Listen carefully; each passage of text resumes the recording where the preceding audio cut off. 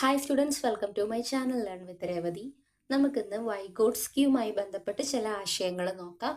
നമ്മളെപ്പോഴും പഠിക്കുമ്പോൾ ആവശ്യമുള്ള ഭാഗങ്ങൾ മാത്രം കവറപ്പ് ചെയ്ത് പഠിക്കാൻ ശ്രമിക്കണം. കുറേ ഇരുന്ന് നമ്മൾ പഠിച്ചു പക്ഷെ കേട്ടിട്ട് കിട്ടിയില്ല എന്ന് ഒരുപാട് പേര് പറയാറുണ്ട്. നമ്മൾ പ്രധാനപ്പെട്ട അല്ലെങ്കിൽ ആ ഒരു ചോദ്യങ്ങൾ വരാൻ സാധ്യതയുള്ള ഏരിയാസ്, ആ ഒരു പാറ്റേൺ അത് മനസ്സിലാക്കി വേണം പഠിക്കാനായിട്ട്.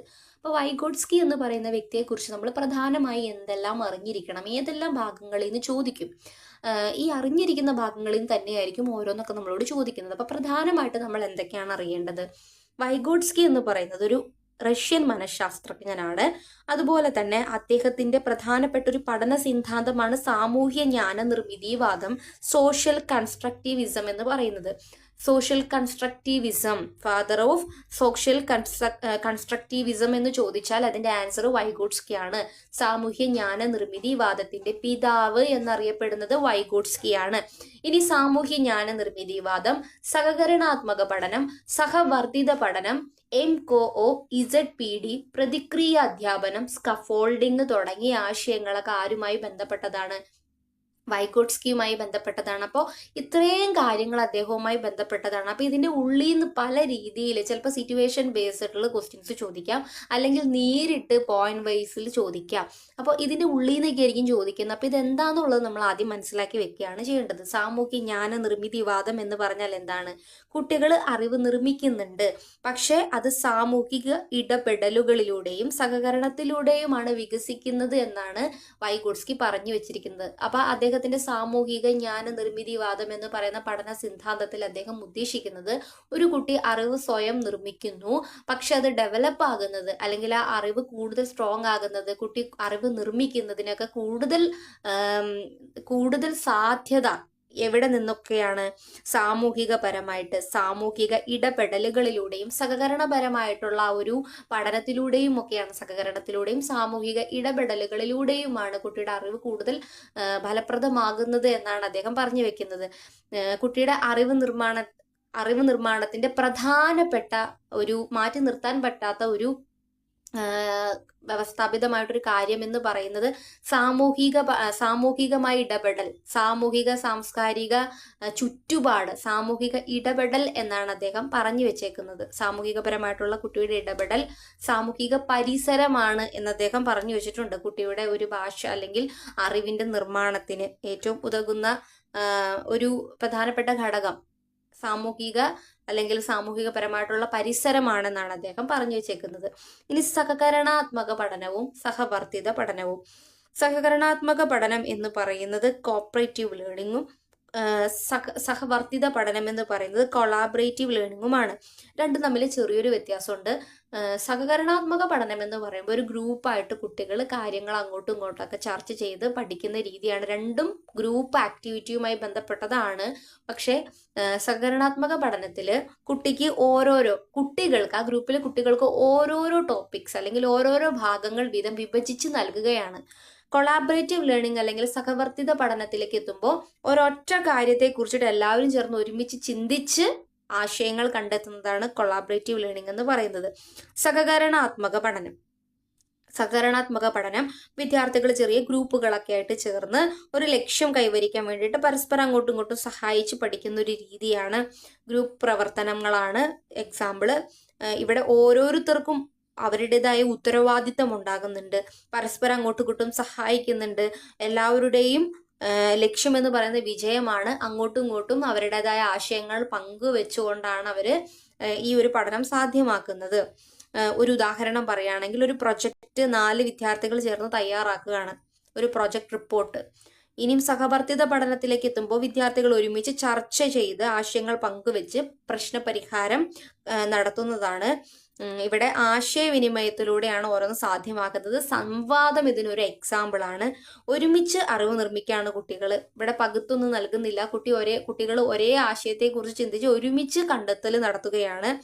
അധ്യാപകന്റെ ഇടപെടൽ വളരെ കുറവാണ്. അധ്യാപകൻ ഇവിടെ സ്കഫോൾഡർ ആയിട്ട് അല്ലെങ്കിൽ ഒരു ഫെസിലിറ്റേറ്റർ ആയിട്ടാണ് നിൽക്കുന്നത്. നമ്മൾ പറഞ്ഞിരുന്നു, സ്കഫോൾഡർ ആയിട്ട് അധ്യാപകൻ നിൽക്കുന്നു എന്ന് പറഞ്ഞു വെക്കുന്നത് വൈഗോട്സ്കിയാണ് അല്ലെ. അധ്യാപകൻ അല്ലെങ്കിൽ അധ്യാപിക എപ്പോഴും ഒരു സ്കഫോൾഡർ ആയിരിക്കണം, ഒരു മാർഗനിർദ്ദേശകനായിരിക്കണം എന്നാണ് വൈഗോട്സ്കി അഭിപ്രായപ്പെടുന്നത്. അപ്പൊ സ്കഫോൾഡിംഗ് ആരുമായി ബന്ധപ്പെട്ടതാണ്? വൈഗോട്സ്കിയുമായി ബന്ധപ്പെട്ടതാണ്. നെക്സ്റ്റ് ആണ് MKO എന്ന് പറയുന്നത്. M എന്ന് പറയുന്നത് മോർ എന്നും K നോളജബിൾ എന്നും O എന്ന് പറയുന്നത് അതർ എന്നുമാണ്. മോർ നോളജബിൾ അതർ എന്നതാണ് ഇതിന്റെ ഫുൾ ഫോം എന്ന് പറയുന്നത്. ഇതുകൊണ്ട് എന്താണ് ഉദ്ദേശിക്കുന്നത്? കുട്ടിയേക്കാൾ അറിവ് കൂടുതലുള്ള വ്യക്തികളെ അല്ലെങ്കിൽ സംഭവങ്ങളെയോ സിറ്റുവേഷൻസിനെയോ ടെക്നോളജീസിനെയാണ് നമ്മൾ MKO എന്നതുകൊണ്ട് ഉദ്ദേശിക്കുന്നത്. മോർ നോളജബിൾ അതർ അല്ലെ. കുട്ടിയേക്കാൾ കൂടുതൽ അറിവ് അവർക്കുണ്ടായിരിക്കും. ഇപ്പൊ ടീച്ചേഴ്സ്, പാരൻസ്, ഫ്രണ്ട്സ്, ചിലപ്പോൾ നമ്മളെക്കാൾ കൂടുതൽ അറിവുള്ള ഫ്രണ്ട്സ് ഉണ്ടായിരിക്കും. അവരായിരിക്കും നമുക്ക് ഓരോന്നൊക്കെ പറഞ്ഞു തന്നത്. നമ്മളെക്കാൾ കൂടുതൽ അറിവ് അവർക്കുണ്ടെങ്കിൽ അവർ മോർ നോളജബിൾ അതേഴ്സിൽ വരുന്നവരാണ്.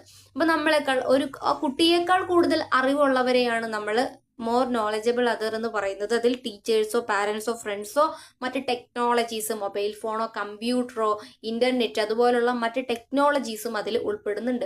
ഇനി ZPD എന്ന് പറയുന്നത് എന്താണ്? സാമൂഹിക അല്ലെ സമീപസ്ഥ വികാസ മണ്ഡലമാണ്. സോൺ ഓഫ് പ്രോക്സിമൽ ഡെവലപ്മെന്റ് ആണ് ZPD എന്ന് പറയുന്നത്. സമീപസ്ഥ വികാസ മണ്ഡലം, സോൺ ഓഫ് പ്രോക്സിമൽ ഡെവലപ്മെന്റ്. ഇവിടെ ZPD എന്നുകൊണ്ട് എന്താണ് ഉദ്ദേശിക്കുന്നത്? ഒരു വിദ്യാർത്ഥിക്ക് ഒറ്റയ്ക്ക് ചെയ്യാൻ കഴിയാത്തതും എന്നാൽ മറ്റൊരാളുടെ സഹായത്തോടെ ചെയ്യാൻ കഴിയുന്നതുമായ പഠന മേഖലയാണ് ZPD എന്ന് പറയുന്നത്. ഇപ്പൊ ഉദാഹരണമായിട്ട് ഒരു കുട്ടിക്ക് ഒറ്റയ്ക്ക് സങ്കീർണമായ ഒരു ഗണിത പ്രശ്നം ചെയ്യാൻ കഴിയുന്നില്ല. അപ്പൊ അധ്യാപകന്റെ സഹായം അവൻ നേടുന്നു. അധ്യാപകന്റെ സഹായത്തോടെ അത് ചെയ്തു തീർക്കുന്നു.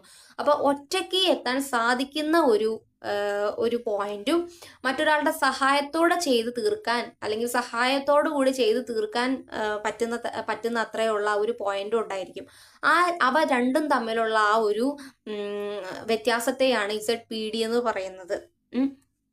സമീപസ്ഥ വികാസ മണ്ഡലം, ഒരു കുട്ടിക്ക് സ്വയം ചെയ്തു തീർക്കാൻ സാധിക്കുന്നതിന്റെ ആ ഒരു പോയിന്റും മറ്റൊരാളുടെ സഹായത്തോടെ ചെയ്യാൻ സാധിക്കുന്നതായിട്ടുള്ള ആ ഒരു പോയിന്റും തമ്മിലുള്ള ആ ഒരു വ്യത്യാസത്തെയാണ് അല്ലെങ്കിൽ ആ ഒരു മാർഗരേഖയെയാണ് നമ്മൾ ZPD എന്ന് പറയുന്നത്. Full form zone of proximal development എന്നാണ്. MKO എന്നതിന്റെ full form more knowledgeable other എന്നാണ്. ഇതിന്റെയൊക്കെ ഫുൾ ഫോം ചോദിക്കാറുണ്ട്. ZPD എന്ന് പറയുന്നത് സോൺ ഓഫ് പ്രോക്സിമൽ ഡെവലപ്മെന്റ് ആണ്. ഇനി പ്രതിക്രിയ അധ്യാപനം എന്ന് പറയുന്നത് എന്താണ്? അധ്യാപകനും വിദ്യാർത്ഥികളും മാറി മാറി പഠിക്കുകയും ചർച്ച നടത്തുകയും ചെയ്യുന്ന അധ്യാപന രീതിയാണെന്ത്? പ്രതിക്രിയ അധ്യാപനം എന്ന് പറയുന്നത്. എന്തിനാണ് പ്രതിക്രിയ അധ്യാപനം ശരിക്കും ഉപയോഗിക്കുന്നത്? വായനാ പരിശീലനത്തിനാണ് നമ്മൾ പ്രതിക്രിയ അധ്യാപനം യൂസ് ചെയ്യുന്നത്. വായനയ്ക്ക് പ്രാധാന്യം നൽകുന്നതിന് വായനാ പരിശീലന രീതിയായിട്ടാണ് പ്രതിക്രിയ അധ്യാപനം മുന്നോട്ട് വെക്കുന്നത്. അപ്പൊ പ്രതിക്രിയ അധ്യാപനം എന്ന് പറയുന്ന വിഷയവുമായി ബന്ധപ്പെട്ട് താഴെ നൽകിയിരിക്കുന്നതിൽ നിന്ന് ഉത്തരം കണ്ടെത്തുക എന്ന് ചോദിക്കുമ്പോൾ ഒരുപാട് സിറ്റുവേഷൻസ് ക്ലാസ് റൂമുമായി ബന്ധപ്പെട്ടിട്ട് തരും.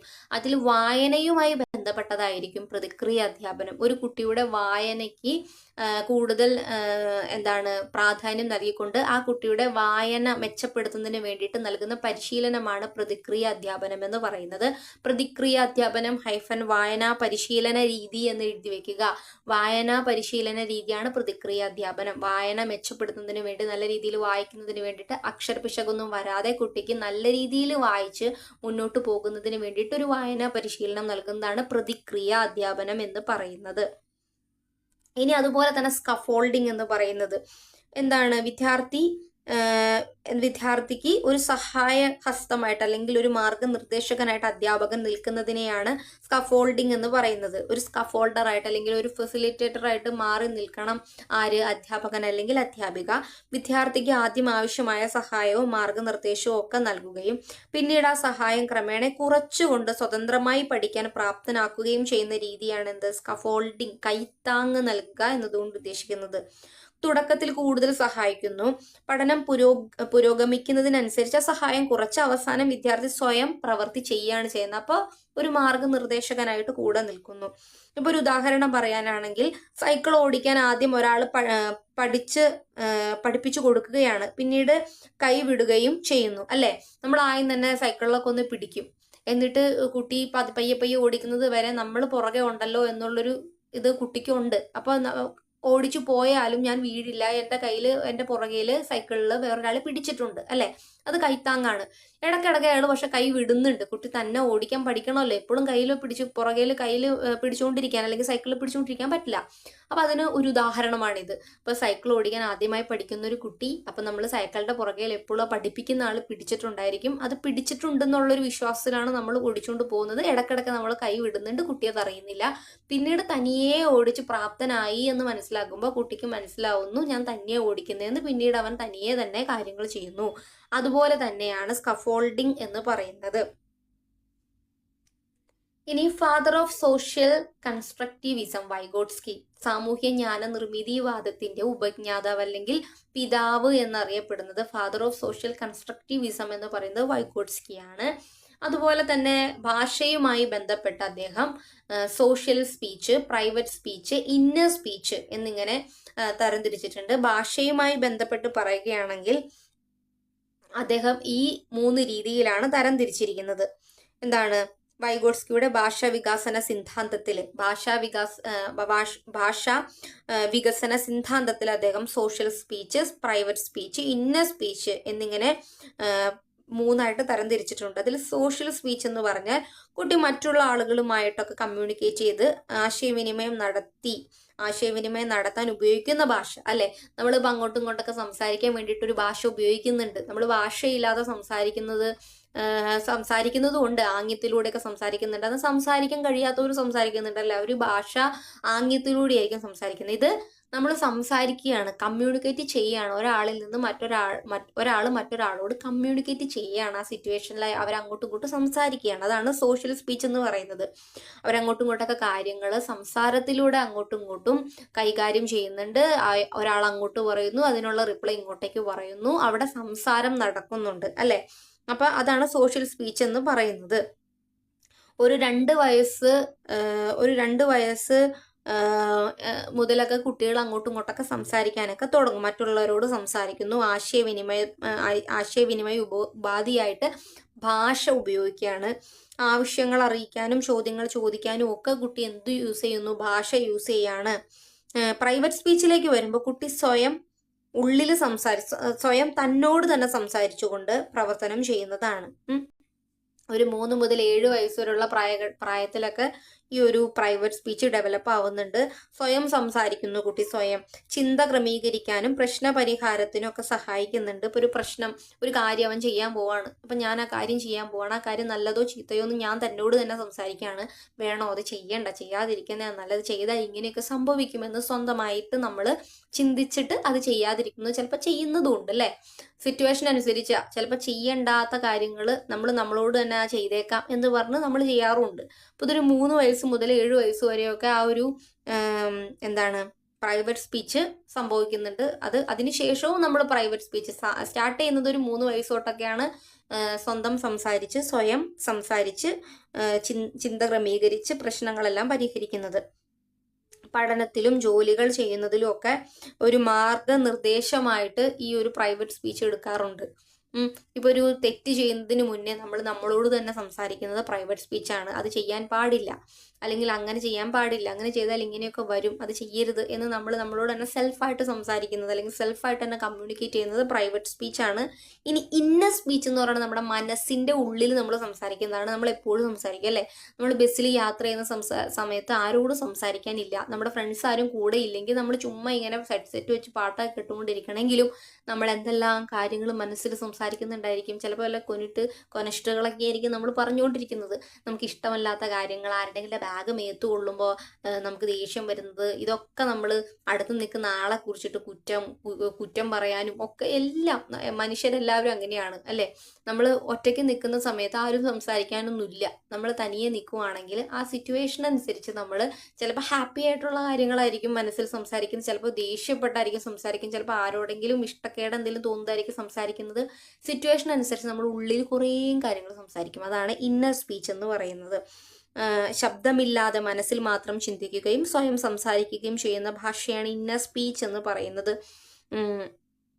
അതുപോലെ തന്നെ മനസ്സിൽ മാത്രമാണ് ഇത് നടക്കുന്നത്, പുറത്തേക്ക് ശബ്ദമായിട്ട് നമ്മൾ പറയുന്നില്ല. തീരുമാനമെടുക്കാനും ചിന്തിക്കാനും ഒക്കെ ഇത് സഹായിക്കുന്നുണ്ട്. ഉള്ളിൽ നമ്മൾ സംസാരിക്കും. നമ്മൾ ഒരു ഇന്റർവ്യൂവിന് പോകും പോലും ഉള്ളിൽ നമ്മൾ സംസാരിക്കും. ഇങ്ങനെ ഇന്റർവ്യൂവിന് ഇരിക്കുമ്പോൾ പോലും നമ്മളിപ്പോൾ ഉള്ളിൽ കുറേ ദൈവമേ എന്തൊക്കെയായിരിക്കും ചോദിക്കാൻ പോകുന്നത്, ഇങ്ങനെയൊക്കെ ഞാൻ പറയാം, ഇങ്ങനെയൊക്കെ ചോദ്യങ്ങൾ ചോദിക്കുമ്പോൾ ഇങ്ങനെയൊക്കെ വേണം ഉത്തരം പറയാനായിട്ടല്ലേ. പരീക്ഷയ്ക്ക് എഴുതാനിരിക്കുമ്പോൾ പോലും ഉത്തരങ്ങൾ നമ്മൾ ഉള്ളിലായിരിക്കും സംസാരിച്ച് ഇങ്ങനെ എടുക്കുന്നത്, ഇങ്ങനെ ഇങ്ങനെ എഴുതാം എന്നുള്ള കാര്യങ്ങൾ. അപ്പം അതൊക്കെ പുറത്തേക്ക് ശബ്ദമില്ലാതെ ഉള്ളിൽ മാത്രം സംസാരിക്കുന്നതിനെ നമ്മൾ ഇന്നർ സ്പീച്ച് എന്നാണ് പറയുന്നത്. അപ്പോൾ ഭാഷാ വികസന സിദ്ധാന്തം, വൈഗോട്സ്കിയുടെ ഭാഷാ വികസന സിദ്ധാന്തവുമായി ബന്ധപ്പെട്ട് അദ്ദേഹം social speech, private speech, inner speech എന്നിങ്ങനെ തരംതിരിച്ചിട്ടുണ്ട്. അതിൽ തന്നെ സോഷ്യൽ സ്പീച്ച് എന്ന് പറയുന്നത് കമ്മ്യൂണിക്കേഷൻ ആണ്. ഒരു വ്യക്തിയിൽ നിന്ന് മറ്റൊരു വ്യക്തിയിലേക്ക് കമ്മ്യൂണിക്കേഷൻ നടക്കുവാണ്, അങ്ങോട്ടും ഇങ്ങോട്ടും അവർ സംസാരിക്കുവാണ്. പ്രൈവറ്റ് സ്പീച്ചിലേക്ക് എത്തുമ്പോൾ തന്നോട് തന്നെ താൻ സംസാരിക്കുന്നു, ശബ്ദമുണ്ട്, അവിടെ ശബ്ദമുണ്ട്, തന്നോട് തന്നെ താൻ സംസാരിക്കുവാണ്. ചില സാഹചര്യങ്ങളിൽ ചില സിറ്റുവേഷനിലൊക്കെ നമ്മളോട് തന്നെ സെൽഫായിട്ട് കമ്മ്യൂണിക്കേറ്റ് ചെയ്യുന്നതാണ് അതിന് ഉദാഹരണം. ഇന്നർ സ്പീച്ച് മനസ്സിന്റെ ഉള്ളിൽ ശബ്ദമില്ലാതെ, നമ്മുടെ ഉള്ളിന്റെ ഉള്ളിൽ നമ്മൾ ശബ്ദമില്ലാതെ കമ്മ്യൂണിക്കേറ്റ് ചെയ്യുന്നതാണ് ഇന്നർ സ്പീച്ച് എന്ന് പറയുന്നത്. അപ്പോൾ ഈ ഒരു വൈഗോട്സ്കി എന്ന് പറയുന്ന മനഃശാസ്ത്രജ്ഞനെ കുറിച്ചിട്ട് നമ്മൾ ഇത്തരം കാര്യങ്ങളൊക്കെയാണ് നോക്കിയത്. ഈ ഒരു ഒറ്റ വീഡിയോയിൽ അദ്ദേഹവുമായി ബന്ധപ്പെട്ട പ്രധാനപ്പെട്ട ആശയങ്ങളാണ് നമ്മൾ നോക്കിയത്. കേട്ടിട്ട് ബേസ് ചെയ്തിട്ടാണ് നോക്കിയത്. അപ്പോൾ നെക്സ്റ്റ് വീഡിയോയിൽ നമുക്ക് വേറൊരു സബ്ജക്റ്റോ അല്ലെങ്കിൽ വേറൊരു ടോപ്പിക്കോ ആയിട്ട് കാണാം. നിങ്ങൾക്ക് മറ്റേതെങ്കിലും വിഷയങ്ങളുമായിട്ട് സംശയങ്ങളോ അല്ലെങ്കിൽ ഏതെങ്കിലും ടോപ്പിക്കായിട്ട് എന്തെങ്കിലും സംശയങ്ങളോ കാര്യങ്ങളോ ഉണ്ടെങ്കിൽ അതൊന്ന് കമൻറ്റ് ബോക്സിൽ പറഞ്ഞാൽ മതി. അതിനനുസരിച്ചുള്ള വീഡിയോ ചെയ്യാം. അപ്പോൾ നെക്സ്റ്റ് വീഡിയോ ആയിട്ട് കാണുന്നത് വരെ താങ്ക് യു. അപ്പോൾ നിങ്ങൾ വീഡിയോ ഇഷ്ടമാവുകയാണെങ്കിൽ, യൂസ്ഫുൾ ആണെങ്കിൽ ലൈക്ക് ചെയ്യുക, ഷെയർ ചെയ്യുക, സബ്സ്ക്രൈബ് ചെയ്യുക. മറ്റൊരു വീഡിയോയുമായിട്ട് കാണാം. Thank you.